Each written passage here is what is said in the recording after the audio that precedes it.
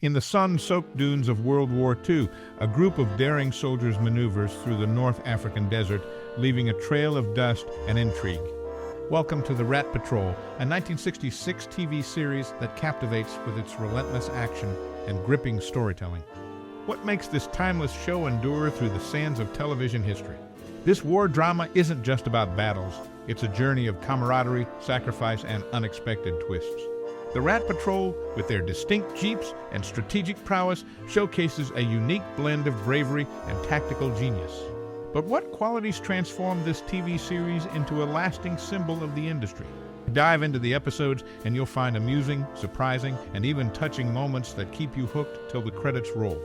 Have you ever been inspired or moved by this desert adventure? Share your personal stories with us. The Rat Patrol isn't just a show, it's a source of inspiration for many. We want to hear your most cherished memories or experiences related to this series. Drop your stories and reflections in the comments below. Your tales are the heart of the Desert Campaign. So, buckle up for the thrilling ride that is The Rat Patrol, a series that defies the sands of time and keeps you coming back for more. Stay tuned for more amusing, surprising, and touching facts. Your journey through the dunes has only just begun. We would love to hear your stories and memories in the comments below. Share the desert adventures that linger in your mind. What effect did The Rat Patrol have on you? The television series The Rat Patrol, aired in 1966, showcased a group of U.S. and British soldiers engaged in desert warfare against the German Afrika Korps during World War II. Each episode, titled with the word raid, maintained a consistent theme throughout. Although it followed with the success of the popular series Combat, some viewers felt it didn't match the same level of excitement and compelling storylines. The show portrayed a scenario where a small group of soldiers operating in jeeps armed with powerful machine guns regularly undertook daring missions against German troop convoys and armored columns. Despite the seemingly implausible situations, the team consistently emerged unharmed from intense gunfire, leading some viewers to question the realism of the military premise. However, others watched for the performances of the actors, with Christopher George's portrayal of Sergeant Troy earning positive recognition. One viewer described the show as action-oriented, tailored for a young male audience, emphasizing that it served more as entertainment than a historical lesson. The series resonated with this viewer's childhood, recalling how they and their friends played with plastic machine guns, inspired by the exploits of the Rat Patrol. Acknowledging the simplicity and occasional outrageousness of the show's storylines, the viewer encouraged others to approach it with a lighthearted perspective, comparing it to other fictional series like Hogan's Heroes that depicted Nazis in a less serious light. In summary, The Rat Patrol is remembered by some as a nostalgic and entertaining series, despite its departure from military reality. Viewers enjoyed it for its action-packed scenes and the performances of the cast, finding it a source of childhood memories and imaginative play. Amidst the sun-drenched dunes of World War II, The Rat Patrol unfolded its tale in 1966, bringing forth a unique perspective on desert warfare. Born out of Camp Laguna in Yuma, Arizona, a crucial training ground for Patton's armored units, the series echoed the harsh conditions of the 1942-1943 North African campaign. The vast desert landscapes of southwestern deserts served as a rigorous training backdrop, preparing American troops for the daunting challenge of facing the formidable German Afrika Korps. In a distinctive twist, every episode of the show bore the thematic stamp of a raid. This singular focus added a consistent layer to the narrative, emphasizing the daring and strategic maneuvers of the U.S. and British soldiers against their German adversaries. It was a deliberate choice, creating a cohesive thread that tied the episodes together. What set it apart was its groundbreaking use of color. As the first World War II television series entirely telecast in color, it brought a visual richness to the small screen.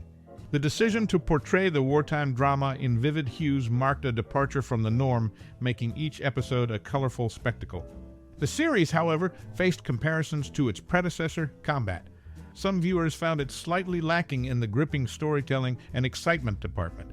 The show centered around a small group of soldiers armed with jeeps and machine guns, embarked on daring missions against German forces. The seemingly implausible scenarios and the consistent emergence of the team unscathed from intense gunfire raised questions about its realism. Yet, the show found its niche audience, particularly among the young male demographic.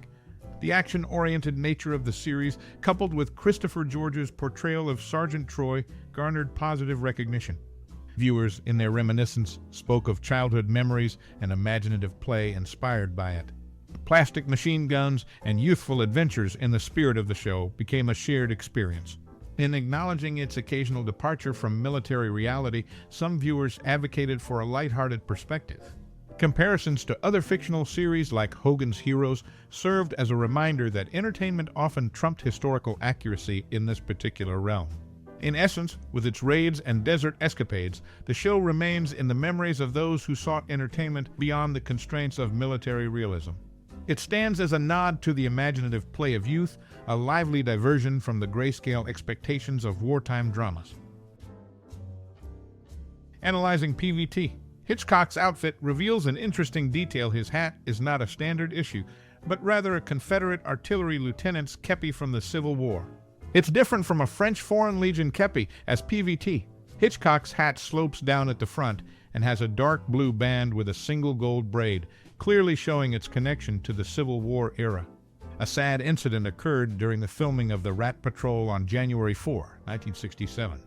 Christopher George, while shooting a chase scene, experienced a Jeep flip that left him trapped underneath.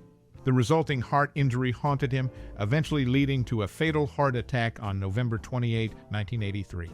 Christopher George was laid to rest at Pierce Brothers Westwood Memorial Park in Los Angeles, succumbing to the lasting effects of that on-set accident. Sergeant Moffitt's eyewear in the series, USM 1944 Polaroid goggles, usually given to armored crewmen, adds authenticity to his character. This small detail aligns with the show's dedication to accuracy, bringing a sense of realism to the adventures in the North African desert. In the vast setting of the Rat Patrol's desert battles, the series stands out by using real artifacts and facing unexpected challenges. This weaves a narrative that goes beyond scripted lines. The historical echoes seen in PVT, Hitchcock's hat, and Sergeant Moffitt's goggles anchor the show in the tangible remnants of war. In the dusty theater of World War II, Eric Braeden took on the role of Captain Hans Dietrich in the Rat Patrol, using his birth name, Hans Gudegast, for authenticity. Meanwhile, Mad Magazine playfully spoofed the series as Rat Patrol.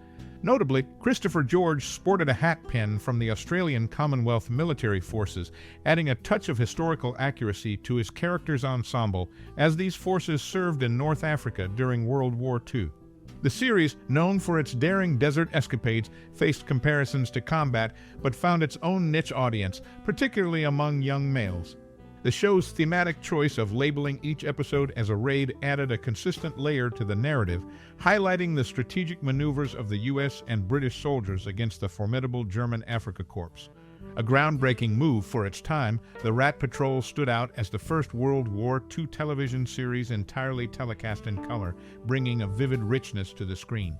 However, some viewers questioned the realism of the show's seemingly implausible scenarios, and the team consistently emerging unharmed from intense gunfire. Despite this, the action-oriented nature of the series, coupled with Christopher George's portrayal of Sergeant Troy, garnered positive recognition. A notable detail about PVT: Hitchcock's outfit adds an interesting layer to the series. His hat is not standard issue, but a Confederate artillery lieutenant's kepi from the Civil War, showcasing attention to historical detail. Tragically, an on-set incident during filming led to Christopher George's fatal heart attack in 1983, a lingering consequence of a Jeep flip during a chase scene on January 4, 1967. Sergeant Moffitt's use of USM 1944 Polaroid goggles, typically given to armored crewmen, adds authenticity to his character, aligning with the show's dedication to accuracy. The use of real artifacts in the vast desert battles adds unexpected challenges, weaving a narrative that transcends scripted lines and anchors the show in tangible remnants of war. In conclusion, the Rat Patrol, with its mix of historical nods and imaginative play, remains etched in the memories of those seeking entertainment beyond the constraints of military realism.